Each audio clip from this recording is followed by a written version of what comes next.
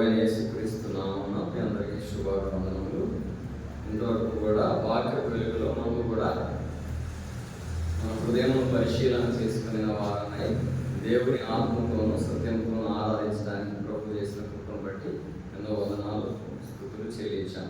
కాబట్టి ఈ సమయంలో ఆయన రక్త మాంసంలో చేయి వేసే నీవు నేను ఏ విధంగా ఉండి ఆయన యొక్క శరీరంలో ఆయన యొక్క రక్తంలో పొందాలో మనం కూడా కొన్ని వాక్య లేఖన భాగంలో చూసుకొని వాక్య వెలుగులో మన హృదయంలో కూడా పరిశీలన చేసుకొని పరిశీలింపబడిన హృదయంతో మనం కూడా యోగ్యమైన రీతిలో చేయవేయాలని దేవుని ఆశయం.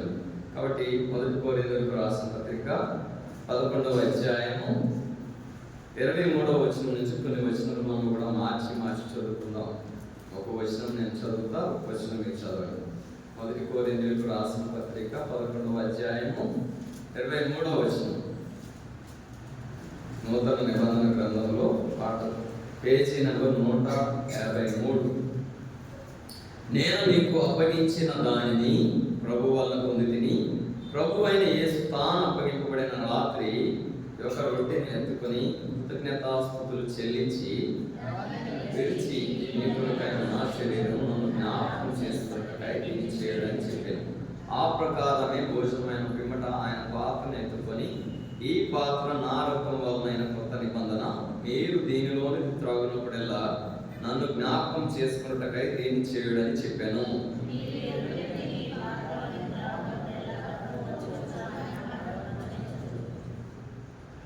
కాబట్టి ఎవడు అయోగ్యముగా ప్రభు యొక్క రొట్టెను తినునో లేక ఆయన పాత్రలోని త్రాగునో వాడు ప్రభు యొక్క శరీరంను గుర్చియు ఆయన రక్తంను గుర్చియు అపరాధి అగును. ప్రతి మనుషుడు తాను పరీక్షించుకోవాలని ఆలాపన చేసి ఆ రొట్టెను తిని ఆ పాత్రలోని త్రాగు. ప్రభు శరీరం అని వివేచింపక తిని త్రాగువాడు తనకు శిక్షా విధి కలుగుటకే తిని త్రాగుచున్నాడు.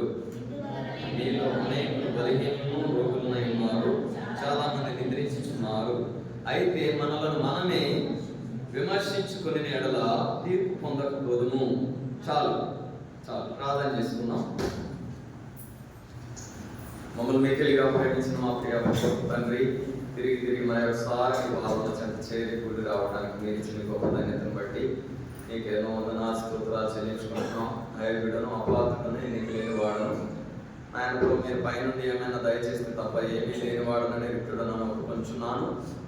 నాలోని మనుష్య తలంపులను ఆలోచనలను మీరే లైవ్ చేసి మీ యొక్క ఆత్మను నా పైన ఉంచి ఆయన ప్రభు నన్ను కూడా సిలువ చాటును మరుగుపరుచుకొని ఈ వాక్యమును కూడా నాయన ప్రభు నీ ప్రియులకు అందించి వారి హృదయంలో నాయన ప్రభు నీ కార్యం జరిగించి చేదైనా వేరు ఏదైనా ఉందేమో నాయన ప్రభు మీరు గ్రహించి దాన్ని కూడా తీసివేసి వారు కూడా నీకు ఇష్టలుగా నీ హృదయానుసారులుగా నాయన ప్రభు యోగ్యమైన రీతిలో నాయన ప్రభు నువ్వు నేను పరిశుద్ధుడనైన ప్రకారం వీరును పరిశుద్ధుడులైనడి అన్నావు నాయన ప్రభా. నేను క్రీస్తు పోలికలు నడుచుకున్న ప్రకారం వీరును నన్ను పోలి నడుచుకున్నామన్నా నాయన ప్రభా.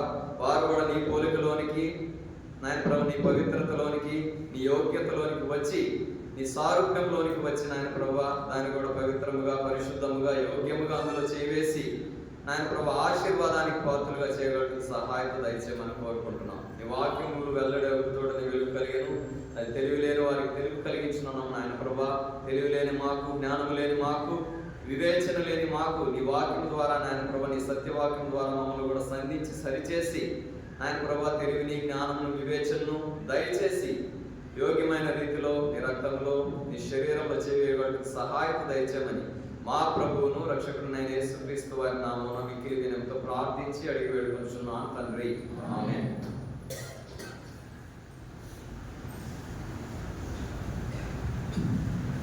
కాబట్టి ప్రతి పునరుత్థాన దినంలో కూడా మనము ఏం కలిగి ఉంటున్నాం? పరీక్ష కలిగి ఉంటున్నాం. ప్రతి వారం కూడా ఈ వాక్య లేఖన భాగములను మనము పరిశీలించే వారముగా, సరి చేసుకునే వారముగా, మన హృదయాన్ని కూడా పరిశీలన చేసుకుని యోగ్యమైన రీతిలో పరీక్షింపబడిన హృదయములతో యోగ్యముగా పాల్గొని పొందే వారముగా ఉన్నాం కదా. మీరు దీనిలోనిది త్రాగునప్పుడల్లా నన్ను జ్ఞాపకం చేసుకున్నటకై దీని చేయుడని చెప్పాను. మొదటిగా ఆయన రక్తంలో, ఆయన యొక్క శరీరంలో పాలు పొందే మనము చేయవలసిన పని ఏమిటంట? మీరు దీనిలోనిది త్రాగునప్పుడెల్లా నన్ను జ్ఞాపకం చేసుకొనుటకై దీనికి చేయుడని చెప్పాను. Whenever you eat or drink of this cup, you have to remember me. అంటే ఏంటంటే దేవుడు ఏదైతే త్యాగం చేశాడో చెప్పారు, పోయిన వారం కూడా చెప్పారు. యేసుక్రీస్తు ప్రభువారు మనుష్యుడిగా పుట్టవలసిన కారణం ఏమిటి, ఎందుకు పుట్టారు, పుట్టటమే కాకుండా ఈ లోకంలోనికి ఎందుకు వచ్చారు, what is the purpose of Jesus coming to this earth. యేసుక్రీస్తు ప్రభువారు ఈ లోకానికి రావాల్సిన కారణం ఏమిటి, వచ్చిన తర్వాత why Jesus has to be crucified on the cross. యేసుక్రీస్తు ప్రభువారు ఎందుకు ఆ శిలువలో మరణించవలసి వచ్చింది, దానికి గల కారణం ఏమిటి. After the crucifixion of Christ, why Jesus has to be buried and has to be resurrected. అంటే యేసుక్రీస్తు ప్రభువారు చనిపోయిన తర్వాత భూమిలో పాతిపెట్టబడి మళ్ళీ పునరుత్థానుడై లేచి మళ్ళీ ఎందుకు రావాల్సి వచ్చింది. ఈ కారణాలన్నీ కూడా మనం ఏం చేయాలంటే అందులో చేసే నీవు నేను కూడా జ్ఞాపకం చేసుకోవాలి. యేసుక్రీస్తు ప్రభువారు మానవుడిగా ఎందుకు జన్మించారు, ఈ లోకానికి ఎందుకు వచ్చారు, వచ్చిన తర్వాత ఈ లోకంలో ఆ శిలువ మీద ఎందుకు మరణించారు, మరణించిన తర్వాత భూమిలో ఎందుకు పాతిపెట్టబడ్డారు, భూమిలో పాతిపెట్టబడిన తర్వాత తిరిగి పునరుత్థానుడై ఎందుకు వెళ్ళారు, వెళ్ళిన తర్వాత మళ్ళీ ఎందుకు తిరిగి వస్తున్నారు. You have to know all the things behind the story. అంటే వీటన్నిటి వెనుక ఉన్న అంతరార్థం మనము గ్రహించగలిగినప్పుడే దేవుని యొక్క రక్తంలో, ఆయన శరీరంలో పాలు పంపులు ఎందుకు పొందుతున్నాం అనేది మనం గ్రహించగలుగుతున్నాం. కాబట్టి ఇక్కడ 3 కాలాలను సూచిస్తుంది. మీరు దీనిలోనిది త్రాగునప్పుడెల్లా, కాలాలు ఏమున్నాయి, present tense, past tense, future tense కదా, చదువుకున్న వారికి బాగా తెలుసు.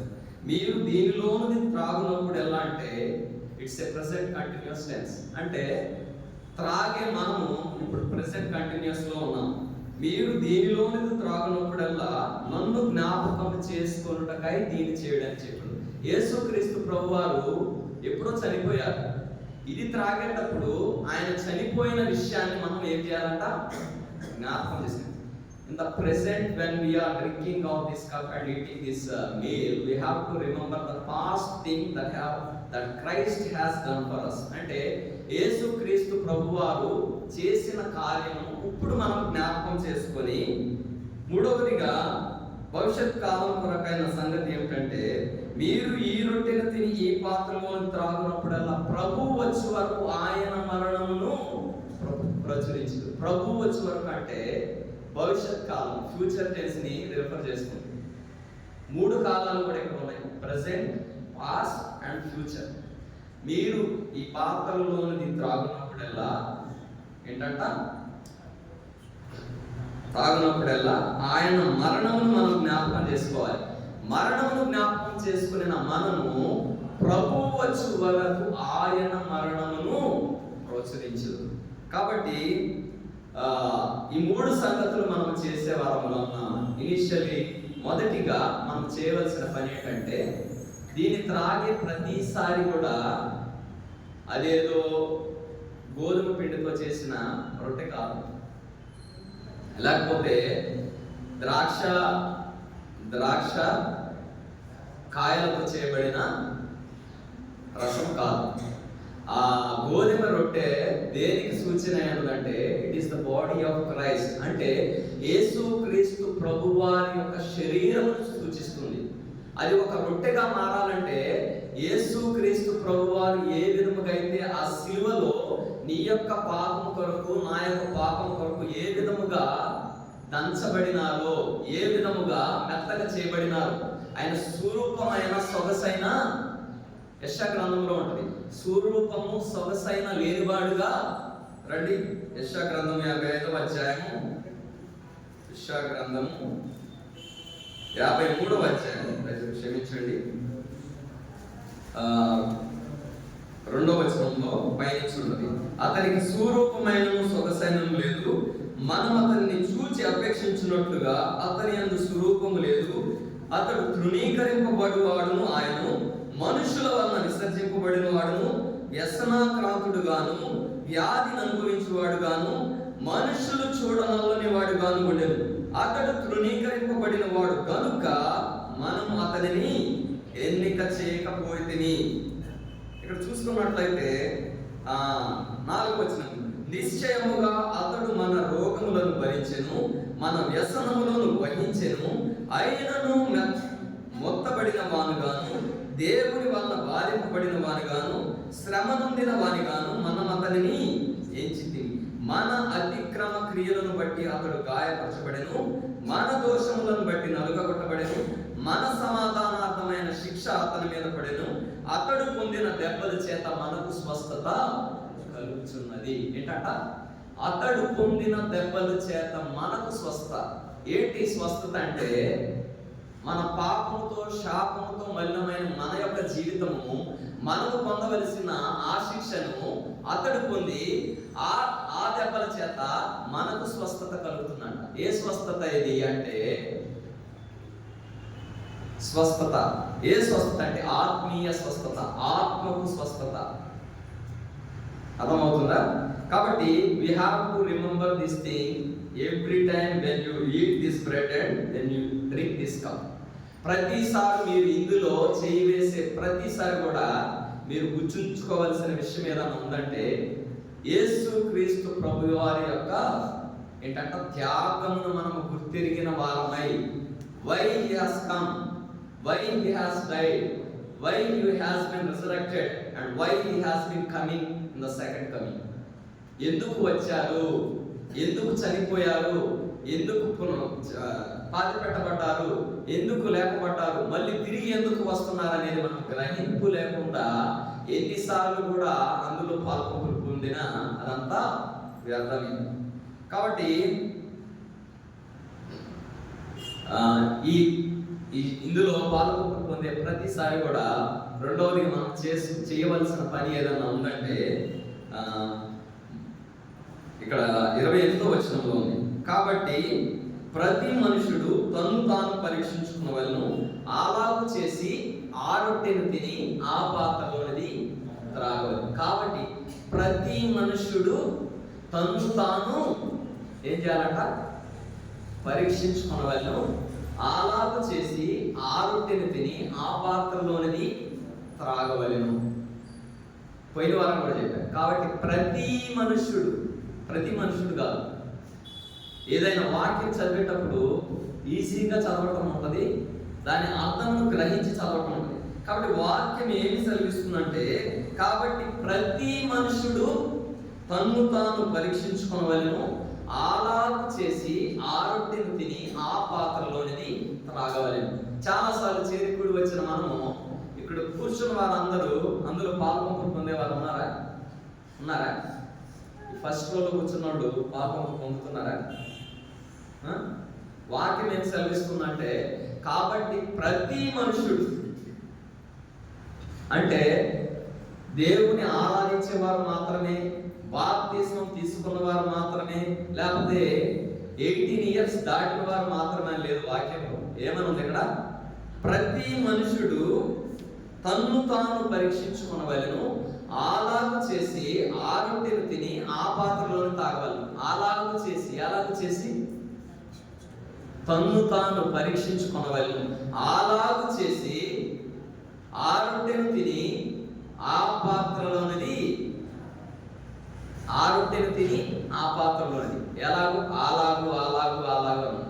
ఎలాగు పరీక్షించుకొనిన వారమై, అలాగు చేసిన వారమై ఆ రొట్టెను తిని, ఏ రొట్టె అంటే ఈ రొట్టె అని చెప్పాల, ఆ రొట్టెను తిని ఆ పాత్రలోనిది త్రాగవలెను. మూడవదిగా చూసుకున్నట్లయితే, ప్రభు శరీరం అని వివేచింపక తిని త్రాగువాడు తనకు శిక్షా విధి కలుగుటకే. ఏంటంట? ప్రభు శరీరం అని వివేచింపక తిని త్రాగువాడు తనకు శిక్షా విధి కలుగుటకే. చాలా సార్లు చెప్పా, ఇవాళ కొద్దిగా నూతనమైన వాళ్ళు ఉన్నారు, వారి కోసం మళ్ళీ చెప్పాలనుకుంటున్నాను. ఏంటంట? ప్రభు శరీరం అని వివేచింపక తిని త్రాగువాడు తనకు శిక్షా విధి కలుగుటకే తిని త్రాగుచున్నాడు. అంటే ఎలా పడితే అలాగా ఉండి మనకిష్టమైనట్టు జీవించి మనకు నచ్చింది చేసి వచ్చి అందులో చేయి వేస్తే ప్రభు శరీరం అని వివేచింపక తిని త్రాగువాడు తనకు శిక్షావిధి కలుగుటకే తిని త్రాగుచున్నాడు. చాలా చదువుకున్నాం. వేరే కమింగ్ ఫ్రమ్, ఎక్కడి నుంచి వచ్చారు మీరు? కాలేజ్ కదా, ఓకే. కాలేజ్ నుంచి కొంతమంది వచ్చారు కాబట్టి వారి కోసం నేను చెప్పాలనుకున్నాను. ఏంటంటే ప్రభు శరీరం అని వివేచింపక తిని త్రాగువాడు అంటే ఎలా పడితే అలాగా దానిని మనము తీసుకోకూడదంట. అంటే చదువుకున్న వారికి అర్థమయ్యేలాగా చెప్పాను. ఆల్రెడీ ఒకసారి రిపీట్ చేస్తాను. ఏంటంటే మనుషునికి బ్లడ్ గ్రూప్స్ ఉంటాయి కదా, AB positive, O positive and negative groups ఉంటాయి కదా. Universal acceptors, universal donor, AB కదా. కాబట్టి నేను ఇప్పుడు రక్తం గురించి మాట్లాడతాను. ఇప్పుడు ఏదైనా ఒక వ్యక్తి యాక్సిడెంట్ అయినందుకు ఆ వ్యక్తికి ఎమర్జెన్సీలో రక్తం ఎక్కించాలి. రక్తం ఎక్కించాల్సి వచ్చినప్పుడు ఏ గ్రూప్ ఎక్కించాలి? Same matching group. నా ఓ పాజిటివ్ గ్రూప్. ఇప్పుడు నాకు ఎమర్జెన్సీ యాక్సిడెంట్ అయింది, చాలా ఒక 1.5 లీటర్ 2 లీటర్స్ రక్తం పోయిన తర్వాత నాకు ఎమర్జెన్సీలో రక్తం ఎక్కియాలి, లేకపోతే నేను చనిపోతా. అప్పుడు నాకు ఏ రక్తం ఎక్కించాలి? ఓ పాజిటివ్ బ్లడ్ గ్రూప్ ఎక్కించాలి. లేకపోతే ఓ నెగిటివ్ ఎక్కించాలనుకో ఏమైపోతుంది? నాకు బ్లడ్ క్లాట్ అయిపోయి బాడీ ఫంక్షనింగ్ ఆగిపోయి హార్ట్ పంపింగ్ ఆగిపోయి ఆ రక్తంలో రక్తం కొట్టేసుకొని ఏమైపోతుంది అంటే బ్లడ్ క్లాట్ అయిపోయి నేను చనిపోతాను. అలాగే యేసుక్రీస్తు ప్రభువారు రక్తం ఏంటంటే ఇట్స్ ఎ హోలీ బ్లడ్, అంటే పరిశుద్ధమైన రక్తం. ఇట్స్ ఎ హోలీ మీల్, పరిశుద్ధమైన భోజనం. కాబట్టి when you partake in the holy meal you have to be holy. అంటే నువ్వు పరిశుద్ధముగా జీవించి, పరిశుద్ధముగా నడిచి, పరిశుద్ధముగా ఆయన యొక్క పాత్రలోని చేయి వేసినప్పుడు మాత్రమే పరిశుద్ధమైనది కలిసినప్పుడు ఏమవుతుంది? ఏమి అవుతుంది.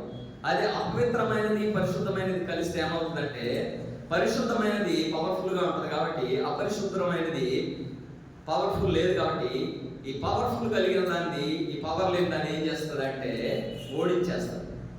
అర్థమవుతుందా? అలాగే మనము పరిశుద్ధులముగా జీవించకపోతే, పరిశుద్ధముగా నడవకుండా ఆయన రక్తములో ఆయన యొక్క శరీరములో చేయి వేస్తే ఏమవుతుందంటే ఇదే వాక్యం, ప్రభు శరీరం అని వివేచింపక తిని త్రాగువాడు తనకు శిక్షా విధి కలుగుటకే తిని త్రాగుచున్నాడు. ఇందువలననే మీలో అనేకులు బలహీనులను, రోగులను, చాలా మంది నిద్రించుచున్నారు. అంటే ఏంటంటే పరిశుద్ధముగా నిష్కలంకులముగా నిందారహితులముగా మనం జీవించకుండా అందులో అయోగ్యముగా పాల్గొంటూ పొందితే పవర్ లేని మనము ఆ పవర్ఫుల్ కలిగిన దేవుని యొక్క శరీరంలో ఆయన రక్తంలో చేయి వేసినప్పుడు ఏమవుతుందంటే బలహీనులమైన మనం ఏమైపోతామంటే బలహీనులమైపోతామంట. రెండవదిగా రోగులమైపోతామంట. మూడవదిగా చాలా మంది నిద్రించుచున్నారంటే చనిపోవచ్చున్నారని వాక్యలేఖనము తెలియజేస్తుంది. కాబట్టి చాలా మంది నిద్రించుచున్నారు. అయితే మనలను మనమే విమర్శించుకుని ఎడల తీర్పు పొందక పోదుము. కాబట్టి మనలను మనమే ఏం చేయాలంట? విమర్శించుకుని ఎడల అంటే మనలను మనమే, నేను కరెక్ట్గా లేను, నేను ఈ విషయంలో తప్పిపోయాను, నన్ను క్షమించు అని దేవుడి దగ్గర ఒప్పుకొని వాటిని కూడా విడిచిపెట్టి పరిశుద్ధముగా జీవించి అందులో చేవేస్తే ఆశీర్వాదానికి పాత్రలుగా అయ్యేవారుగా ఉంటారు. నాలుగవదిగా చూసుకున్నట్లయితే 32వ వచనం, మనము తీర్పు పొందిన ఎడల లోకముతో పాటు మనకు శిక్షావిధి కలుగుకుంటున్నట్లు ప్రభువు చేత శిక్షింపబడుచున్నాము. ఏంటంట? మనము తీర్పు పొందిన ఎడల లోకముతో పాటు మనకు శిక్షావిధి కలుగుకుంటున్నట్లు ప్రభువు చేత శిక్షింపబడుచున్నాము. అంటే దేవుడే మనల్ని ఏం చేస్తున్నాడంట? శిక్షించేవారుగా ఉన్నారంట. ఎందుకని?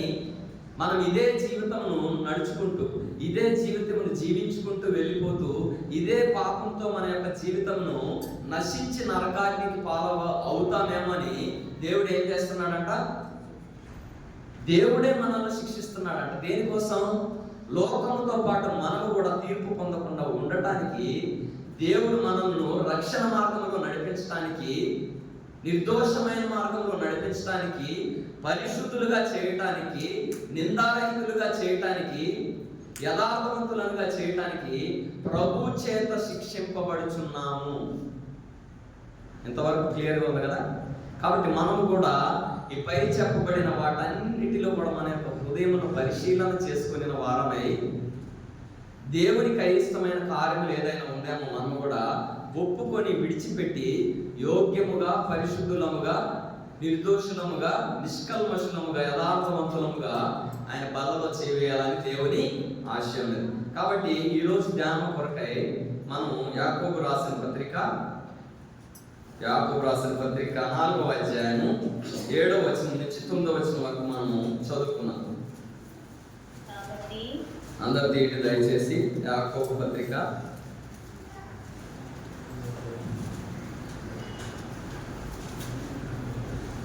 4వ అధ్యాయము 7వ వచనం నుంచి 9వ వచనం మార్చి చదువుకున్నా. నేను ఒక వచనం చదువుతా, మీరందరూ కలిసి ఒక వచనం చదవండి. కాబట్టి దేవునికి లోబడి ఉండుడి, అపవాదిని ఎదురించుడి, అప్పుడు వాడు నీ యొద్ద నుండి పారిపోవును.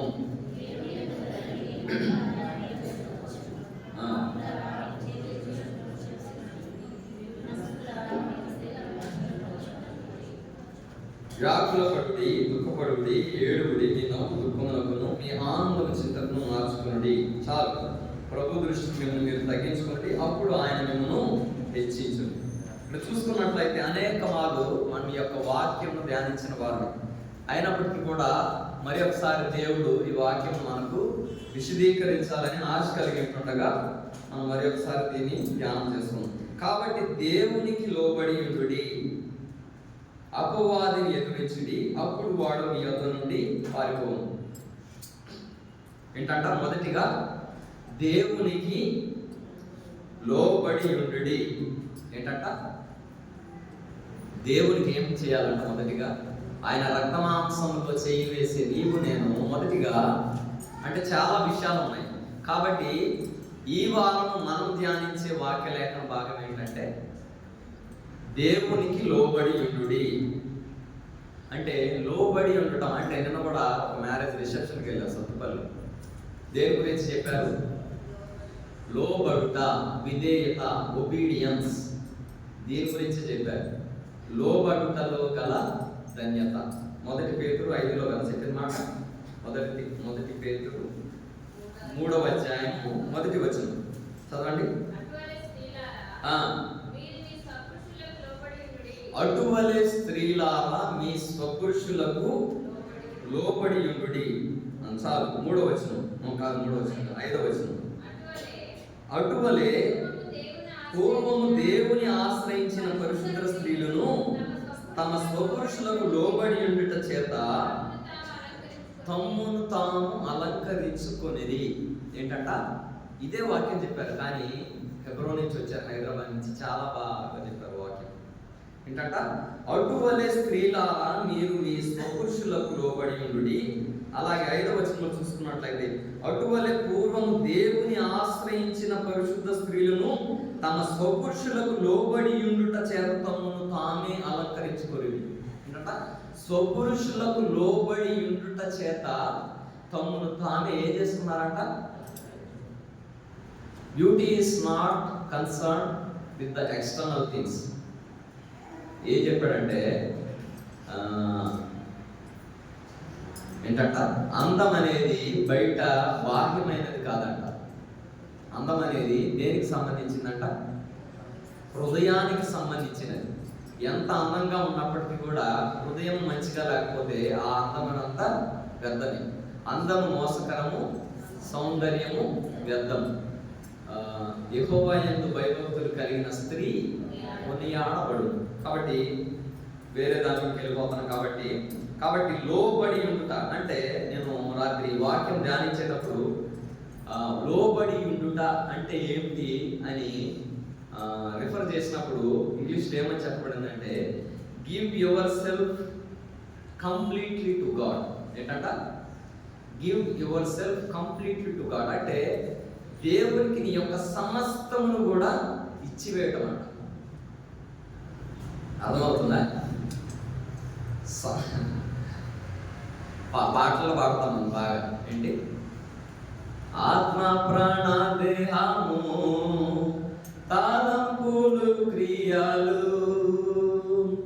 ఆత్మ ప్రాణ దేహము తలంపులు క్రియలు అన్నీయు నీ కొరకే గైకొనుము ఓ యేసువా,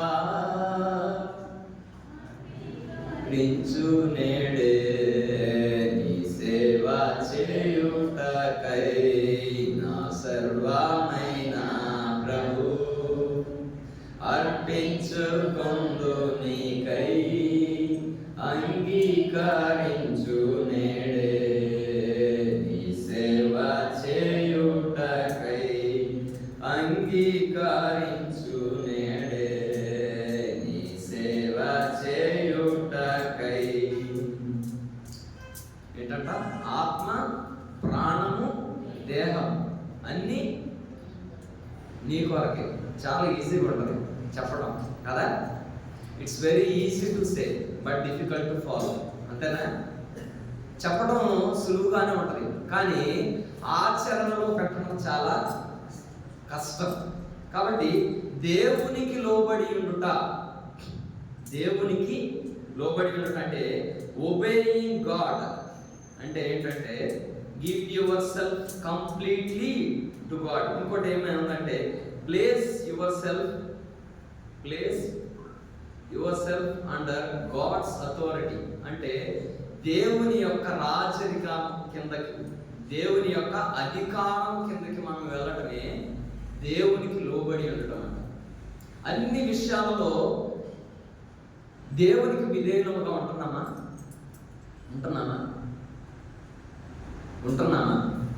ప్రశ్న చెప్పగలరా? నేను అన్ని విషయాల్లో దేవునికి విధేయత కలిగి జీవిస్తున్నాను, ఒక్క విషయంలో కూడా దేవునికి వ్యతిరేకమైన కార్యం ఏది చేయట్లేదని చెప్పగలిగే వాళ్ళు ఉన్నారా? ఉన్నామా?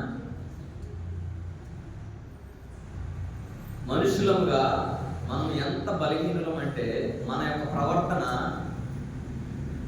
మన భర్తలకు నచ్చదు ఒకసారి, మన యొక్క ప్రవర్తన మన భార్యలకు నచ్చదు ఒకసారి, మన యొక్క ప్రవర్తన మన పిల్లలకు నచ్చదు ఒకసారి, మన యొక్క ప్రవర్తన మన తల్లిదండ్రులకు నచ్చదు ఒకసారి. మన ఇంటిలో ఉన్న వారికే మన ప్రవర్తన నచ్చినప్పుడు దేవునికి నచ్చుతుందంటారా? We are not able to impress our earthly family. అంటే భూ సంబంధమైన ఈ కుటుంబమనే మనము ఏం చేయలేకపోతామంట? మెప్పించలేకపోతాం. బాగా చేసి బాగా అర్థమవుతుంది. నాకు తెలుగులో వర్డ్స్ రాట్లు అందించడం మంచిది. మెప్పించలేకపోతున్నాం. అలాంటిది దేవుని మెప్పించగలిగే జీవితమును మనం జీవించగలుగుతున్నామా అంటే అన్ని విషయములలో దేవునికి లోబడి ఉండే వారముగా ఉన్నామా అంటే దేవునికి లోబడి ఉండుట అంటే ఏమిటంటే యోహాను సువార్త, సమయం లేదు కాబట్టి నేను కొద్దిగా ఫాస్ట్ వెళ్తా. యోహాను సువార్త 14:15 యోహాను సువార్త 14:15 మీరు నన్ను ప్రేమించిన యెడల నా ఆజ్ఞలను గైకొందురు. చాలు. మొదటిగా దేవుని ప్రేమించుట, దేవునికి లోబడి ఉండుట అంటే ఏంటంటే వాక్యం ఏం సెలవిస్తుంది? మీరు నన్ను ప్రేమించిన యెడల నా ఆజ్ఞలను గైకొందురు. కాబట్టి దేవుని వాక్యం ఏదైతే సెలవిస్తుందో, దేవుని ఆజ్ఞలు ఏవైతే ఉన్నాయో, దేవుని కట్టడలు ఏవైతే ఉన్నాయో వాటన్నింటినీ మనం గైకొనినప్పుడు దేవునికి విధేయత చూపేవారుగా ఉంటాం, దేవునికి లోబడి ఉండేవారముగా, ఆయన యొక్క అధికారం కిందనకు మనము వచ్చిన వారముగా ఉంటాం. మొదటిగా మనం పరీక్షించుకోవలసిన విషయం ఏదంటే ఏంటంట? ఆయన ఆజ్ఞలను గైకొనే వారముగా ఉన్నామా? ఇక్కడ మంచి మాట ఉంది. ఇక్కడ ఏంటిది? దేవుని ఆజ్ఞలను గైకొనేవారు దేవుని సేవించేవారు, దేవునికి విధేయత చూపించేవారు చేసే పనులు ఏంటంటే, నీవు నీ పూర్ణ హృదయంతోనూ, పూర్ణ ఆత్మతోనూ, పూర్ణ వివేకంతోనూ, పూర్ణ బలంతోనూ నీ దేవుడైన ప్రభువును ప్రేమింపవలెను.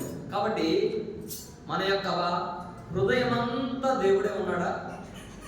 మన యొక్క జ్ఞానంతో, మన యొక్క తెలివితో, మన యొక్క వివేచనతో, మన యొక్క బలంతో మనము దేవుని సేవించగలిగే వారముగా ఉన్నామో లేదో మనము పరీక్షించుకోవాలి. ఇంకా 2-3 వచనాలు చూపిస్తా. లూకాసు వార్త 5వ అధ్యాయం 5వ వచనం. లూకాసు వార్త 5వ అధ్యాయం 5వ వచనం. సీమోను ఏలినవాడా, రాత్రి అంతయు ప్రయాసపడితిని, కానీ మాకేమీయు దొరకలేదు. చాలు. ఇక్కడ చూసుకున్నట్లయితే దేవునికి లోబడి ఉండుట అనే విషయంలో దేవుడు ఏం చెప్తున్నాడు, మనం ఏం చేస్తున్నాం? ఇక్కడ యేసుక్రీస్తు ప్రభువారు మరియు సీమోను మధ్యన జరిగిన సంభాషణలు ఏంటంటే, సీమోను ఏలినవాడ, రాత్రి అంతయు మేము ప్రయాసపడితిని, మాకేమీయు దొరకలేదు, ఆయనను నీ మాట చెప్పున వలలు వేతునని ఆయనతో చెప్పారు. కాబట్టి సీమోను యొక్క జీవితంలో చూసుకున్నట్లయితే ఏం చేశాడంట? రాత్రంతా కష్టపడ్డాడంట. కానీ అతడు ఎంత వల వేసినప్పటికీ, ఎంత చేపలు పెట్టినప్పటికీ కూడా ఒక్క చేప కూడా పడలేదంట. కానీ యేసుక్రీస్తు ప్రభువారు ఎప్పుడైతే నువ్వు వెళ్ళి కుడివైపున వల వేయమన్నప్పుడు చెప్పినప్పుడు సీమోను చెప్పే మాట ఏంటంటే, సీమోను ఏలినవాడ, రాత్రంతయు మేము ప్రయాసపడితే కానీ మాకేమీ దొరకలేదు, ఆయనను నీ మాట చెప్పున వలలు వేద్దామని ఆయనతో చెప్పారు. కాబట్టి నా జీవితంలో, విశ్వాస జీవితంలో, పరిశుద్ధులుగా చెప్పబడే మన యొక్క జీవితంలో దేవుని వాక్యం ఏదైతే సెలవిస్తుందో దాని ప్రకారముగా మనం జీవించలేని వారముగా ఉంటున్నాం. పాట ఏంటి? రాత్రంతయు శ్రమ పడినా రాలేదు ప్రభు జయము. పాడండి గట్టిగా. అదాయను ప్రతిఫలము నడిపించు నానావా నడి సంద్రమున దేవా నవ జీవన మార్గమున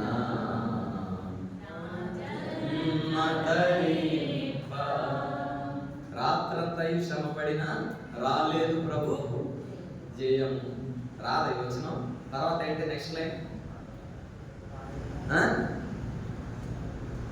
రాత్రంతా కష్టపడ్డారు కానీ మా నాన్నగారు చెప్తారు, నాసు పీచానంట. వలలు మొత్తం వేయటం అంట. ఆ వలలు లాగినప్పుడల్లా అందులో ఆ వాటర్లో గ్రీన్ కలర్ నాసు ఉంటుంది కదా, ఎంత చూసినా కూడా మా నాన్నగారు చెప్పారు ఒక పెద్ద పరిగి కూడా పడలేదంట. ఏంటంట? ఒక చిన్న చేప కూడా పడలేదంట.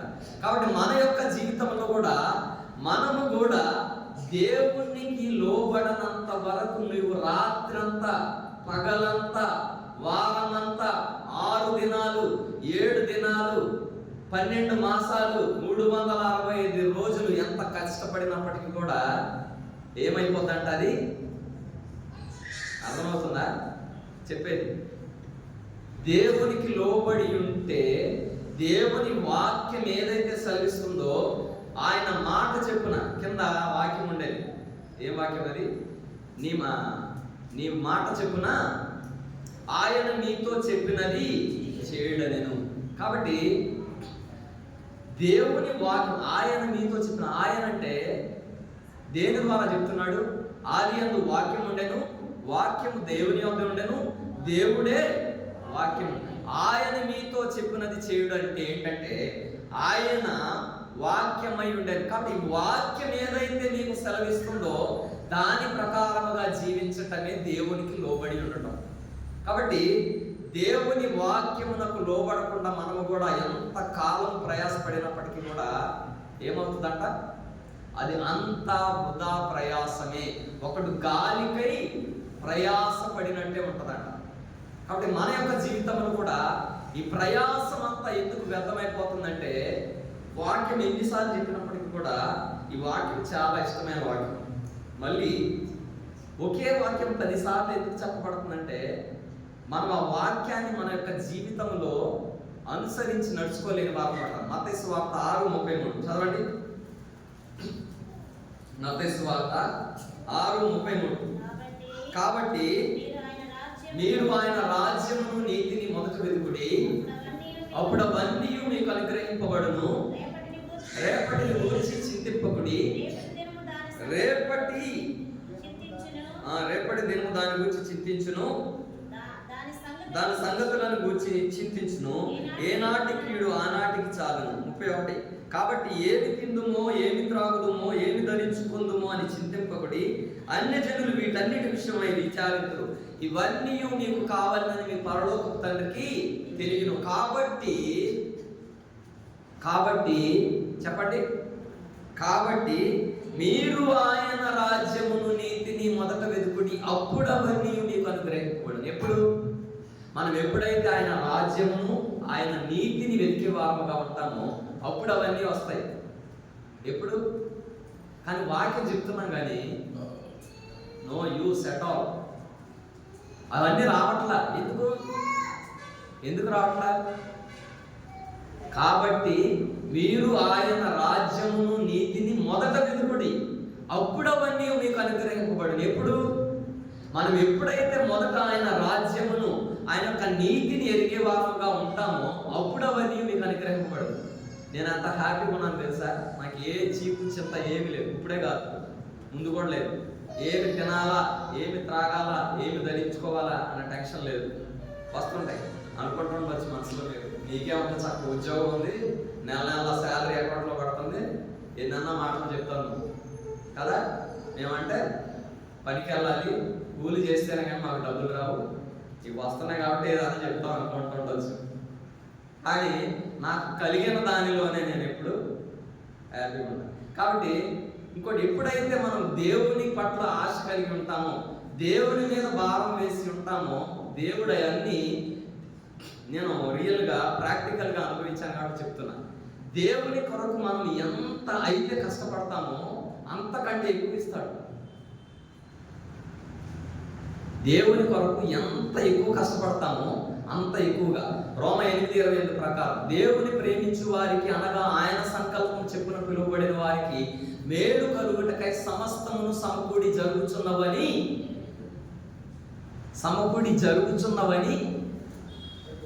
దేవుని, ఇక్కడ చాలా అండర్స్టాండింగ్ చాలా ఉంది. దేవుని ప్రేమించు వారికి అనగా ఆయన సంకల్పము చెప్పున పిలువబడు వారికి మేలు కలుగుటకై సమస్తమును సమకూడి జరుగుచున్నవని ఎరుగుదును.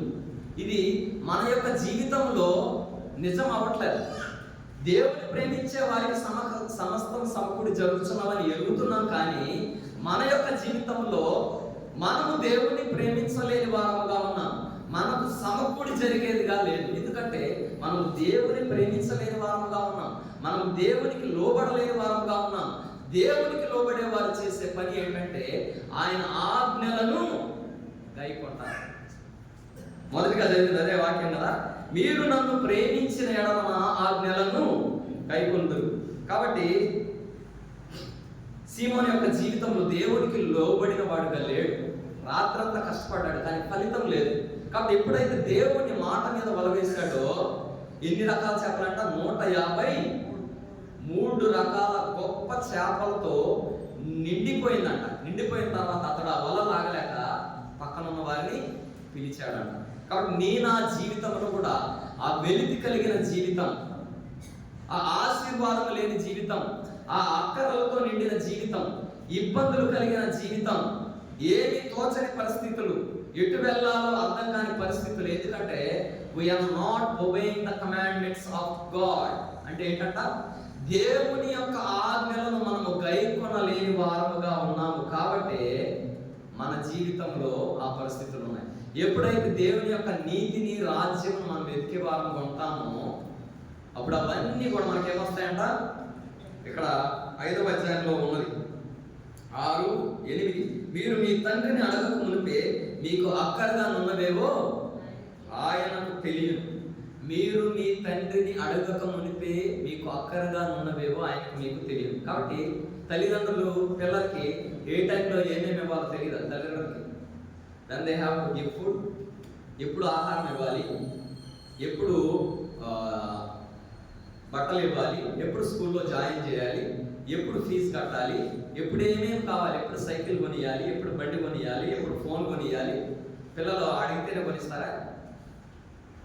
వాళ్ళకు పుట్టిన పిల్లలు వాళ్ళకి ఎప్పుడెప్పుడు ఏమేమి ఇవ్వాలి, ఎప్పుడెప్పుడు ఏమి ఇవ్వకూడదు తెలుసు.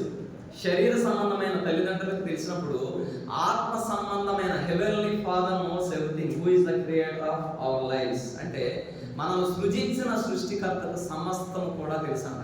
ఏ టైంలో ప్రసంగి గ్రంథంలో మంచి మాట ఉంది. ప్రసంగి గ్రంథము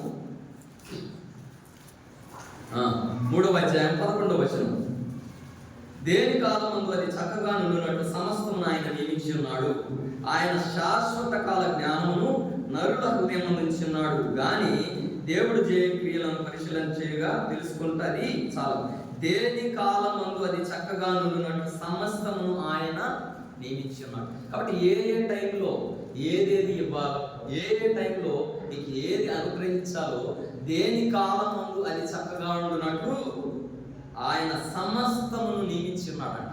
కాబట్టి ఆయన ఇన్ హిస్ టైం అంటారు ఇంగ్లీష్లో, ఇన్ హిస్ టైం, ఆయన యొక్క సొంత సమయంలో దేవుడు మనకి ఇచ్చేవాడు. కాబట్టి మనం కూడా దేవా నాకు అది కావాలి, ఇది కావాలి, అది ఇవ్వు, ఇది ఇవ్వు, అది ఇవ్వు, ఇది అంటావు, కానీ నాకు రక్షణ ఇవ్వు, నాకు మారు మనసు ఇవ్వు, నేను నీ ఆజ్ఞల్లో గైకొని జీవించాలి, నీ చిత్తానుసారం ఉండాలి, నీ కట్టడల్లో జీవించి నీ హృదయానుసారిగా నిన్ను మెప్పించి నీ రాజ్యాన్ని, నీ నీతిని సంపాదించుకునే వాటిగా ఉండాలని ఒక ఆశపడడం.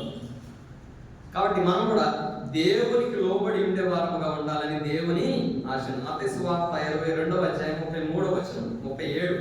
మత్తయి సువార్త 22:37.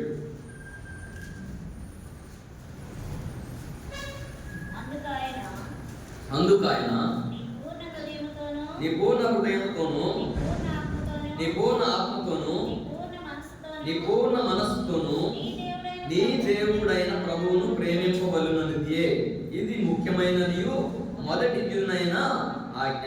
ఏంటంట? అందుకు ఆయన నీ పూర్ణ హృదయంతోనూ, నీ పూర్ణ పూర్ణ ఆత్మతోనూ, నీ పూర్ణ మనసుతోనూ, 3 ఉన్నాయి అక్కడ. నీ పూర్ణ హృదయంతో, నీ పూర్ణ ఆత్మతో, నీ పూర్ణ మనస్సుతో. కాబట్టి మన యొక్క జీవితంలో కూడా హృదయాన్ని ఇస్తే దేవునికి మన యొక్క ఆత్మనివ్వం, ఆత్మనిస్తే మనస్సునివ్వం. కాబట్టి దేవునికి లోబడి ఉంటా అంటే ఏంటంటే పూర్ణ హృదయంతో దేవుని ప్రేమించే వారంగా ఉన్నామా, పూర్ణ ఆత్మతో దేవుని ప్రేమించే వారంగా ఉన్నామా, పూర్ణ బలముతో దేవుని ప్రేమించే వారంగా ఉన్నామా? ఏంటంట? ఇది ముఖ్యమైనది మొదటిదినైన ఆజ్ఞ. కాబట్టి దేవుని ప్రేమించే 4 యాకోబు 4:7 ఏంటి చదివింది? దేవునికి లోబడి ఉండి. అంటే ఈ 3 విషయాల్లో మనం దేవునికి లోబడి ఉండేవారంగా. అంటే పూర్ణ హృదయంతో, మన హృదయం అంతా దేవుడే ఉన్నాడా? చాలాసార్లు చెప్పా. హృదయంతో దేవునికి లోబడి ఉండటం అంటే ఏంటంటే మనిషి యొక్క హృదయంలో ఒక కుర్చీ ఉంటుందంట. ఏముంటుందంట? మనుషుని యొక్క హృదయంలో ఒక కుర్చీ ఉంటుందంట. ఆ కుర్చీలో యేసుక్రీస్తు ప్రభు వారికి లోబడి ఉండి ఆయన ఆజ్ఞల ప్రకారంగా ఆయనకి స్థానం ఇస్తే ఆ కుర్చీలో ఎవరు కూర్చుంటారంట? యేసయ్య కూర్చుంటారంట. ఆయన సింహాసనాసీనుడు అయితే మనం కింద కూర్చుంటామంట. ఒకటి అది ఒక జీవితం. రెండో జీవితంలో యేసుక్రీస్తు ప్రభు వారిని పక్కన పెట్టి మన ఇష్టానుసారముగా మనకు నచ్చినట్టు మన ఉద్దేశాలను మనం జీవించుకుంటూ మనం ఆ కుర్చీలో కూర్చుంటే యేసుక్రీస్తు ప్రభు వారు ఎక్కడ కూర్చుంటాడంట? కింద కూర్చుంటారంట. కాబట్టి దేవునికి లోబడి ఉండటం అంటే ఏంటంటే దేవుని వాక్యం ఏదైతే సెలవిస్తుందంటే హృదయంతో అనే విషయాన్ని గురించి చెప్తాను. నీ హృదయంలో దేవునికి సింహాసనం వేసి ఆయన ఆజ్ఞల ప్రకారము, ఆయన కట్టడల ప్రకారము, నియమముల ప్రకారము నువ్వు జీవించినప్పుడు నీ యొక్క పూర్ణ హృదయంతో ఆయనను ప్రేమించేవాడుగా ఉంటావు, దేవునికి లోబడి ఉండేవాడుగా ఉంటావు. పూర్ణ ఆత్మతో అంటే ఆత్మతో అంటే ఏంటి? మీకు ఏమర్థమవుతుంది? ఆత్మతో, పూర్ణ ఆత్మతో దేవుణ్ణి సేవించడం అంటే ఏమిటి? సింపుల్గా ప్రాక్టికల్గా చెప్తా. ఏంటంటే ప్రతి దానికి కూడా ఆపోజిట్ వర్డ్ ఉంటుంది కదా. స్పిరిచువల్గా, ఆత్మీయంగా చూసుకున్నట్లయితే పరిశుద్ధాత్మ, రెండోది దురాత్మ. పూర్ణ ఆత్మతోను అంటే పరిశుద్ధాత్మ చేసే కార్యాలు ఏ విధంగా ఉంటాయి? పరిశుద్ధాత్మ చేసే కార్యాలు పరిశుద్ధంగా ఉంటాయి. దురాత్మ చేసే కార్యాలు ఏ విధంగా ఉంటాయి? ఎప్పుడైతే దేవుని ఆత్మతో నీవు నేను నింపబడతామో దేవుని కార్యములు చేసే వారముగా ఉంటాం, పరిశుద్ధమైన కార్యములు చేసే వారముగా ఉంటాం, పరిశుద్ధమైన మాటలు మాట్లాడే వారముగా ఉంటాం, పరిశుద్ధ నడువడి కలిగిన వారముగా ఉంటాం, పరిశుద్ధమైన మనసు కలిగిన వారముగా ఉంటాం. అర్థమవుతుందా? పూర్ణ ఆత్మతోను అంటే దేవుడి మనసు ఉందనుకో దేవుడి కార్యాలు చేస్తాం, దేవుడి మనసు లేదనుకో ఏం ఆత్మ ఉన్నట్టు మనకు? దురాత్మ. సౌలు మీద దురాత్మ వచ్చినప్పుడు ఏం చేశాడంట? ఆ దురాత్మను మీద ఉంచుకొని దావీదును చంపడానికి 24 గంటలు అదే పని అయింది. సౌలుకి ఏం పని? అభిషేకించబడిన వ్యక్తి అభిషేకం పోగొట్టుకొని దురాత్మను తీసుకొని వచ్చి మీద పెట్టుకొని ఏం చేశాడంట? దావీదుని ఎప్పుడు సంహరించాలా, ఎప్పుడు నాశనం చేయాలా అని అదే ఆశ కలిగి ఉన్నాడు. కాబట్టి నా జీవితంలో కూడా మనం కూడా దేవుని ఆత్మ ఎప్పుడైతే మన మీద ఉంటుందో దేవుని కార్యములను చేసేవారంగా ఉంటాం, సత్కార్యములు చేసేవారంగా ఉంటాం, పరిశుద్ధమైన కార్యములు చేసేవారంగా ఉంటాం. పూర్ణ బలముతోను ఏంటంట? పూర్ణ హృదయముతోను, పూర్ణ ఆత్మతోను, పూర్ణ మనస్సుతోను, పూర్ణ బలముతో కూడా. పూర్ణ బలముతో దేవుడు నీకు ఇచ్చిన బలమును దేని కొరకు వాడతాను? నీ వరమును వాడుము ప్రభుకై, నీ వరమును వాడుము ప్రభుకై, వాడని ఎడల పోగొట్టుకుందువు. నీ వరమును వాడుము ప్రభుకై. You have a talent, use it for the Lord. You have a talent, use it for the Lord. If you do not use it, you will surely lose it. You have a talent, use it for the Lord. దేవుని సన్నిధిలో చేరుకుడు వచ్చిన నీవు నేను రక్షణ పొందిన దినం నుంచి కూడా దేవుడు నాకు ఒక తలాంత్ ఇచ్చాడంట, టాలెంట్ ఇచ్చాడంట. 5 తలాంతులు కలిగిన వాడు ఏం చేశాడంట? 5 తలాంతులు సంపాదించాడంట. 2 తలాంతులు కలిగిన వాడు 2 తలాంతులు సంపాదించాడంట. 1 తలాంతు కలిగిన వాడు 1కి 1 చేయకుండా ఏం చేశాడంటే, నేను నీకు ఎందుకు కష్టపడాలి, ఎందుకు ఇవ్వాలి అని చెప్పి దాన్ని గట్టిగా రుమాల్లో కట్టి పొయ్యి తీసి గోతులు పెట్టాడు.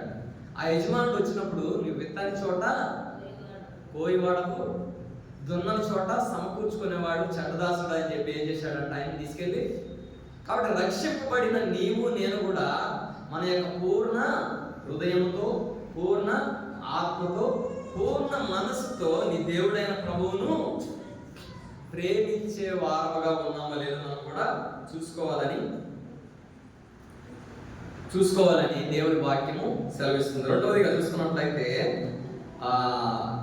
అపోస్తల కార్యంలో 5వ అధ్యాయం 29వ వచనం. అపోస్తల కార్యంలో ఒక 5 నిమిషాలు ముగించేస్తాం. అందుకు పేతురును అపోస్తలును మనుషులకు కాదు దేవునికే మేము లోబడవలెను కదా. ఏంటంట? మరొకసారి చదవండి గట్టిగా. అందుకు పేతురును అపోస్తలును మనుషులకు కాదు దేవునికే మేము లోబడవలెను కదా. ఇక్కడ చూసుకున్నట్లయితే సందర్భం ఏంటంటే వీరిని తీసుకెళ్లి చెరసాల్లో వేశారు. చెరసాల్లో వేసినప్పుడు దేవుని దూత వచ్చి వారి ఇక్కడ 18వ వచనంలో చూసుకున్నట్లయితే 19వ వచనం, అయితే ప్రభు దూత రాత్రి వేళ చెరసాల తలుపులు తీసి వారిని వెలుపలికి తీసుకొని వచ్చి మీరు వెళ్ళి దేవాలయంలో నిలబడి జీవమును కూర్చిన మాటలన్నీ ప్రజలతో చెప్పుడని వారితో అనెను. 28వ వచనం, ప్రధాన యాజకుడు వారిని చూచి మీరు ఈ నామమును బట్టి బోధింపకూడదని మేము మీకు ఖండితముగా ఆజ్ఞాపింపలేదా? ఇదిగో మీరు యెరూషలేములోను మీ బోధతో నింపి ఈ మనుషుని హత్య మీ మీదకి తేవాలని ఉద్దేశించుతున్నారని చెప్పాను. అందుకు పేతురు అపోస్తలును మనుషులకు కాదు దేవునికే మేము లోబడవలెను కదా. ఏంటంట? చెరసాల్లో వేయబడిన వారిని దేవుని దూత బయటికి తీసుకొని వచ్చి మీరు దేవాలయంలోనికి వెళ్ళి దేవుని వాక్యం బోధించమంటే అక్కడ ఉన్న వారందరూ ఏం చెప్పారంట? మీరు దేవుని వాక్యం బోధిస్తే వీళ్ళందరినీ హత్య చేస్తారని, మీ బోధన అందరూ మార్చేస్తారని, మిమ్మల్ని చెరసాల్లో వేయించి చంపేస్తామంటే వారు చెప్పిన మాట ఏంటంటే, మేము మనుషులకు కాదు దేవునికే లోబడవలెను కదా. దేవునికి లోబడటం అంటే చాలాసార్లు మన యొక్క జీవితంలో కూడా మనుషులకు లోబడే వారముగా ఉంటాం. ఏంటంట? మనుషులకు లోబడే వారముగా ఉంటాం. వారేమనుకుంటారో వీళ్ళేమనుకుంటారో. కాబట్టి దేవుని కొరకు మనం జీవించలేని వారముగా ఉంటాం. మనుషులు ఏమనుకుంటారో, మనుషులు మమ్మల్ని చూసి ఏమనుకుంటారో. ఏంటంట? మనుషులు ఏమనుకుంటారు? మనుషుల కొరకు కాదంట. దేవుడిని సంతోష పెట్టేవాడు మనుషులను సంతోష పెట్టలేడంట. మనుషులను సంతోష పెట్టేవాడు దేవుని సంతోష పెట్టలేడంట. అర్థమవుతుందా? అవునా కాదా? నేను దేవుడిని సంతోష పెట్టాలంటే దేవునికి ఇష్టంగా జీవిస్తాను, మనుషులకి ఇష్టంగా జీవించలేను కదా. నేను మనుషుల్ని ఇంప్రెస్ చేయాలనుకో, మనుషులకి ఏది ఇష్టమో అది చేస్తే వాళ్ళు ఇంప్రెస్ అవుతారు, అంతే కదా. అప్పుడు దేవునికి ఇష్టం అవ్వదు. అలాగే మనుషుల నిమిత్తం కాదంట మనం జీవించేది. దేనికోసం జీవించాలంట? మేము మనుషులకు కాదు కదా, దేవునికే లోబడవలేను కదా. మనం కూడా అన్ని విషయంలో దేవునికి లోబడే వారముగా ఉన్నామో లేదు మనం కూడా పరీక్షించుకోవాల్సిన సమయం ఉంది. కాబట్టి కొలస్సీయులకు రాసిన పత్రిక 3వ అధ్యాయం 23వ వచనం, కొలస్సీ 3:23 చదవండి. కొలస్సీ 3:23 ప్రభు వలన స్వాస్థ్యమును ప్రతిఫలముగా పొందుదమని ఎరుగుదుము కనుక మీరేమి చేసినను అది మనుషుల నిమిత్తము కాక ప్రభు నిమిత్తమని మనస్ఫూర్తిగా చేయండి. మీరు ప్రభు అయిన క్రీస్తునకు దాసులై ఉన్నారు కనుక మీరేమి చేసినను అది మనుషుల నిమిత్తము కాక. ఏంటంట? చెప్పండి. మీరేమి చేసినను అది మనుషుల నిమిత్తము కాక ప్రభు చిత్తమని మనస్ఫూర్తిగా చేయుడి. కాబట్టి చాలాసార్లు మనం కూడా మనుషుల కోసం చేసే వారంగా ఉంటాం. ఏం చేస్తాం? మనుషుల కోసం చేస్తాం. నేను రీసెంట్గా ఒక ఫోన్లో చూస్తుంటాం కదా, అక్కడ ఒక పోస్ట్ వచ్చింది, నాకు చాలా బాగా నచ్చింది. మనం కూడా చాలాసార్లు ఏదైనా కృతజ్ఞత కూడికలు, స్వార్థ కూడికలు పెట్టుకున్నప్పుడు ఎవరిని పిలుస్తాం? మనమే పిలుచుకుంటాం. మనమే పిలుచుకుంటాం, మనమే వాక్యం చెప్పుకుంటాం, మనమే వండుకుంటాం, మనమే తింటాం. బయట వాళ్ళు పెడతామా? అక్కడ కొటేషన్ చెప్పిన వాక్యం ఏంటంటే, మీరు పిలుచుకోవటం కాదు, మీకు మీరు వాక్యం చెప్పుకోవటం కాదు, మీరు వండుకోవటం కాదు, మీరు తినటం కాదు, దేవుని వాక్యం తెలియని వారిని పిలవండి. దేవుని వాక్యం తెలియని వారికి వాక్యం వినిపించి వారికి భోజనం పెట్టండి. ఎంత వాక్యం వింటారు, ఎంత భోజనం చేస్తారు, అంతేనా? కాబట్టి అన్య జనులకు మనం స్వార్థం ప్రకటించే వారంగా ఉండాలి, వారిని ఆహ్వానించే వారంగా ఉండాలి. కాబట్టి అటువంటి జీవితం కలిగి మనం కూడా జీవించాలని దేవుని ఆశ. రోమీయులకు రాసిన పత్రిక 12వ అధ్యాయం 2వ వచనం. సమయం అయిపోయింది కాబట్టి ముగించేస్తాను. రోమా 12:2 మీరు ఈ లోక మర్యాదను అనుసరింపక ఉత్తమమును అనుకూలమును సంపూర్ణమైన దేవుని చిత్తమేదో పరీక్షించి తెలుసుకున్నట్లు మీ మనస్సు మారి నూతన మగుట వలన రూపాంతరము మీరు ఈ లోక మర్యాదను, అంటే ఈ లోక అంటే ఏ యుగ మర్యాదను అనుసరింపక ఉత్తమమును అనుకూలం. కాబట్టి లోక సంబంధమైన కార్యములు కాదంట మనం అనుసరించి నడుచుకునేది. ఏమనుసరించి నడుచుకోవాలంట?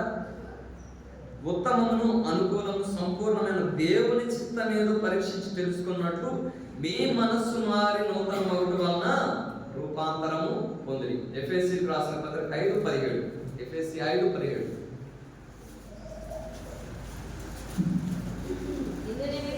ఎందు నిమిత్తము మీరు అవిధేయులు కాక ప్రభు యొక్క చిత్తం ఏమిటో గ్రహించుకోండి. ఎందు నిమిత్తము మీరు అవివేకులు కాక, ప్రభు యొక్క చిత్తం ఏమిటో. కాబట్టి దేవుని వాక్యమును గ్రహించే వారు వివేకం లేని వారముగా ఉండటం కాదంట. ఏంటంట? ప్రభు యొక్క చిత్తం ఏమిటో గ్రహించే వారముగా ఉండాలని దేవుని వాక్యం సెలవుస్తుంది. ఆఖరికి ఇందులో యోహాను సువార్త 6:38 మీరు రాసుకొని ఇంటికి వెళ్ళిన తర్వాత ధ్యానించండి. సమయం లేదు కాబట్టి నేను ఫాస్ట్గా చెప్తాను. 6:38 నా ఇష్టమును నెరవేర్చుకోవటకు నేను రాలేదు, నన్ను పంపిన వాని చిత్తం నెరవేర్చుటయే పరలోకములో నుండి దిగి వచ్చింది. ఏంటంట? నా ఇష్టమును నెరవేర్చుకుంటకు నేను రాలేదు, నన్ను పంపిన వాని చిత్తం నెరవేర్చుటకి పరలోకములో నుండి దిగి వచ్చింది. కాబట్టి మన ఇష్టానుసారం మనం జీవించడం కాదంట, దేవుడికి ఇష్టమైన జీవితం మనం జీవించే వారంగా ఉండాలి. మూడవదిగా దేవుని ప్రేమించి విధేయత చూపటం అంటే ఏంటంటే కొన్ని వచనాలు చూపించి నేను ముగిస్తా. లూక 11:28 లూకా సువార్త 11:28 ఆయన అవును కానీ దేవుని వాక్యం విని దాని గైకొని వారు మరీ ధన్యులు. దేవునికి లోబడి ఉండటం అంటే ఏమిటంటే దేవుని వాక్యం వినటం మాత్రమే కాదంట, దాని గైకొని జీవించాలి. ఈ ప్రవచన సమయం సమీపించినది కనుక ఈ ప్రవచన వాక్యములు చదువువాడును విని దాని గైకొని వారును మరి ధన్యులు. కాబట్టి మనం కూడా దేవుని వాక్యం విని విడిచిపెట్టే వారంగా కాకుండా ఆయన వాక్యమును గైకొనే వారంగా ఉండాలని దేవుని వాక్యం సెలవిస్తుంది. మత్తయి సువార్త 4:4 చదవండి. మత్తయి సువార్త 4:4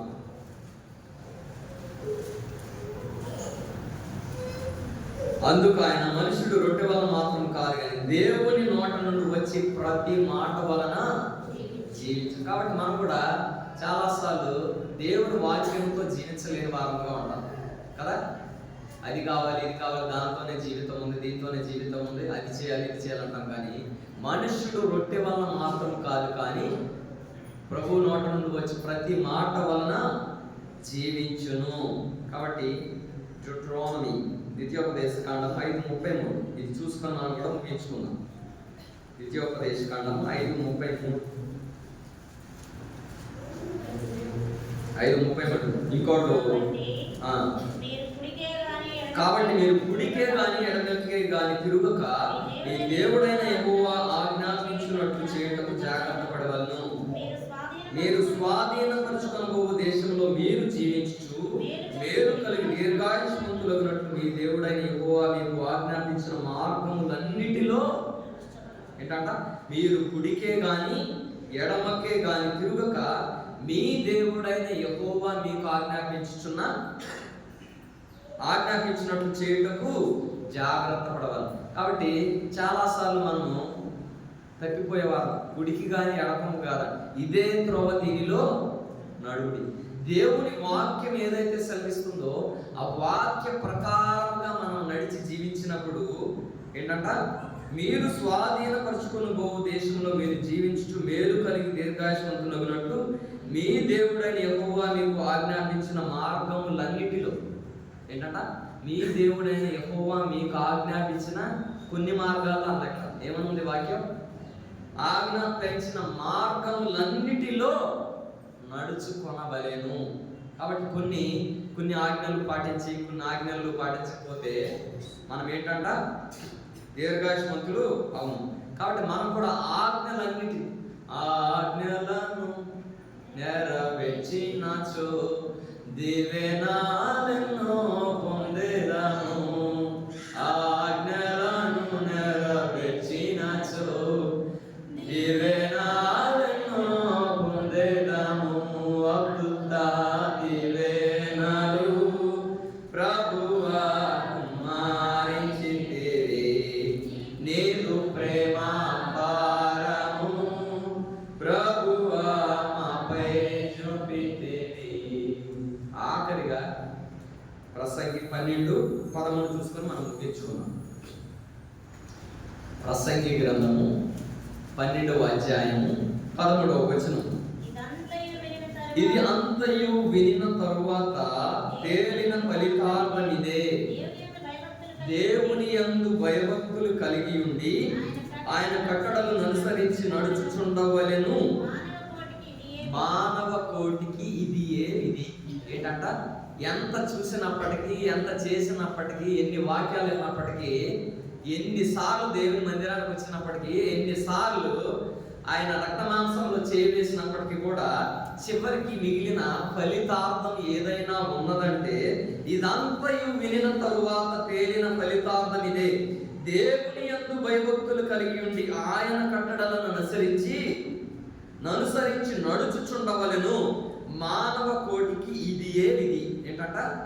ఎన్ని విన్నా ఏం చేసినా కానీ దేవుని యందు భయభక్తులు కలిగి ఆయన కట్టడలను అనుసరించి నడుచుచుండవలెను. మానవ కోటికి ఇదియే విధి. కాబట్టి దేవుని వాక్యం ఏదైతే సెలవిస్తుందో, దేవుని ఆజ్ఞలు ఏవైతే ఉన్నాయో, దేవుని కట్టడలు ఏవైతే ఉన్నాయో వాటన్నిటిని గైకొని దేవుని యందు భయభక్తులు కలిగి ఉండటమే మానవ కోటికి ఇదియే విధి.